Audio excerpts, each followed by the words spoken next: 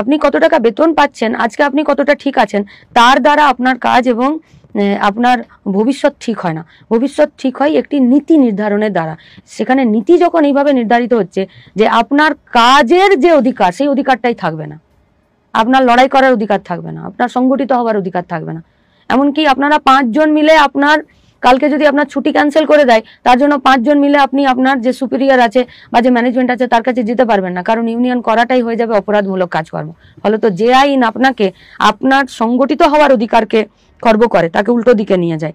যে আইন আপনাকে আপনার কাজের ঘন্টা, কাজের মজুরিতে আপনার কথা বলার অধিকারকে কেড়ে নেয়, সেই আইন ভবিষ্যতে আরও বিষাক্ত, বিপজ্জনক হবে এবং তার বিপজ্জনক ছায়া শুধুমাত্র ওয়ার্কারদের উপরে, শ্রমিকের উপরে থাকবে না, গোটা পশ্চিমবঙ্গের সাধারণ মানুষের উপরেও যাবে। ফলত যে কোনো পরিস্থিতিতে সবথেকে কঠিন এবং বলিষ্ঠ লড়াই দেয় যুব সমাজ।